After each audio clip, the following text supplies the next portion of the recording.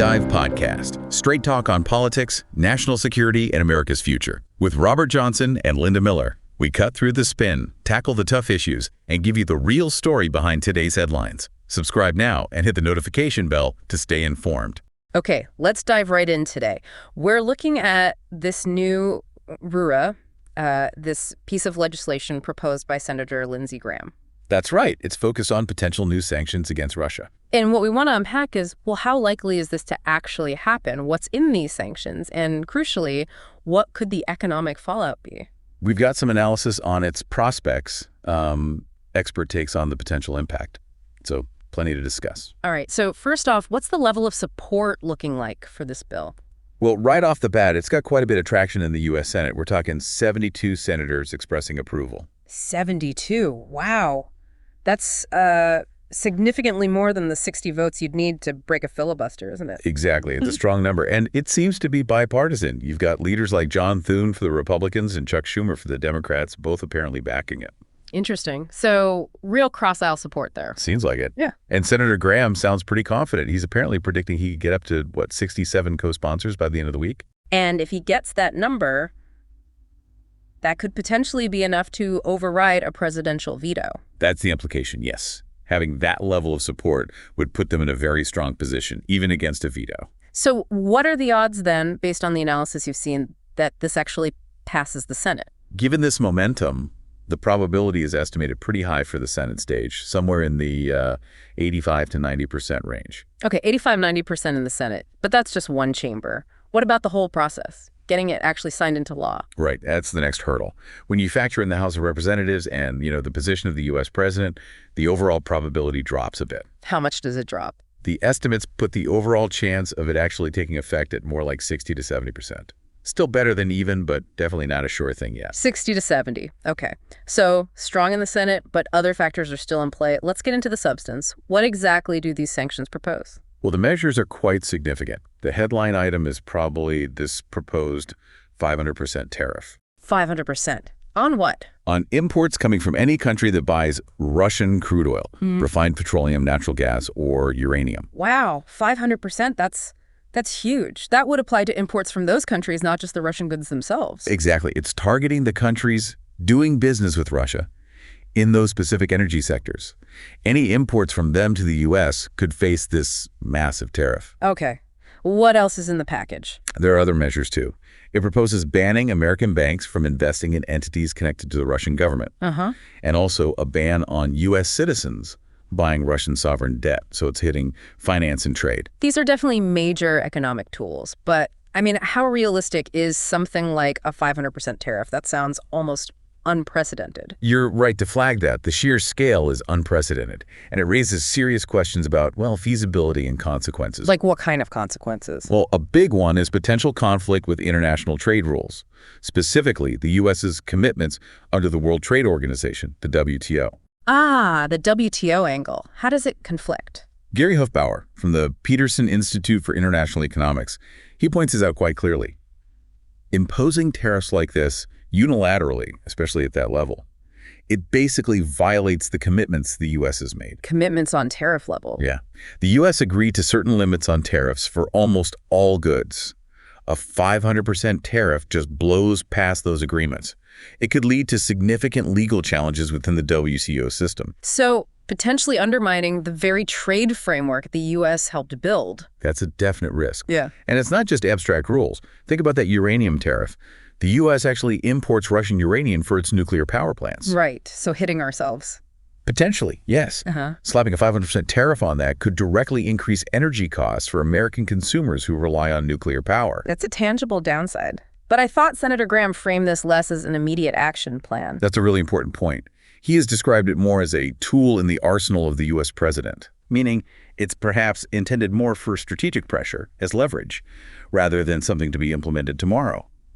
He suggested action would likely only be considered if the president feels negotiations have stalled, reached a deadlock. So it's like having a really big stick ready, but maybe not planning to swing it just yet. Kind of, yeah. More of a deterrent or a bargaining chip at this stage, perhaps. Okay, so given those legal risks, the economic self-harm potential, and this idea of it being a strategic tool, What's the revised probability of it actually being fully implemented? Taking all that into account, the estimate for full implementation drops further. We're looking at maybe 40 to 50% probability for all measures to be enacted. 40 to 50, so less than even odds for the whole package going live, despite the strong Senate start. Exactly. The practical and legal hurdles seem quite significant. Okay, let's pivot to the potential impact if these sanctions, or even parts of them, do go into effect. What are we looking at for the U.S. economy and, globally? Well, the potential negative effects for the U.S. could be quite substantial. For starters, a serious risk of escalating trade conflicts. Especially with China. China. Because they buy a lot of Russian energy. Precisely. And remember, China's already announced retaliatory tariffs 34% on some U.S. goods in response to other recent American measures. Imagine their reaction to a potential 500% tariff on their exports to the U.S. Yeah, it sounds like pouring gasoline on a fire, a major trade war risk. A very real risk, yes. Plus, as we touched on, you have the WTO violations. That not only creates legal headaches, but also risks undermining the global trading system itself. And internally in the U.S.? Likely inflationary pressure from higher import costs. And further disruption to global supply chains, which many American businesses depend heavily upon. It's not just sanctions, it could trigger significant economic turbulence. So the impact on U.S.-China relations seems particularly critical here. Can you elaborate on that? It's absolutely central. China is a huge buyer of Russian energy. That 500% tariff, if applied to China, it would effectively slam the brakes on Chinese exports to the U.S. Which would be massive. Huge. It would almost certainly tank the already strained relationship. Expect large-scale retaliation from Beijing. And the ripple effects could destabilize the entire global economy. We might even see moves towards forming alternative trade blocs that pointedly exclude the U.S. A really worrying scenario for global trade and stability. Are others voicing concerns? Business leaders, maybe? Yes. Warren Buffett, for instance, has been critical of using tariffs this way. He's described them almost as an act of war, highlighting how they disrupt supply chains and can fuel conflict. He warned about alienating large parts of the world. So the stated goal might be Russia, but the collateral damage could be immense and widespread. What's China's official stance in all this? Are they likely to bow to this pressure? Doesn't look like it. Yeah. China has been clear they intend to expand energy cooperation with Russia, not just oil and gas, but also looking at renewables, hydrogen energy. So doubling down, essentially. It appears so. President Xi Jinping has framed this cooperation as important for global energy supply stability. And the numbers are significant in 2024. About 19% of China's oil imports came from Russia. That's around 2.5 billion barrels. Plus, as mentioned, they've already got those 34% retaliatory tariffs on some U.S. goods. Okay, so China seems set on its course. Let's bring it back home. What are the most concrete risks for the U.S. if these sanctions move forward? Well, we talked about the energy angle, that 20% of U.S. nuclear fuel uranium coming from Russia. A 500% tariff could mean higher electricity bills for potentially 30 million households. That's a direct hit. Ouch. What else? There's a potential threat to the dollar's status. Banning the purchase of Russian government bonds could, over time, encourage more countries to seek alternatives to the dollar for international trade and reserves. It might accelerate that de-dollarization trend we sometimes hear about. Weakening the dollar's global standing. It's a risk. Then you have the clear legal jeopardy at the WTO.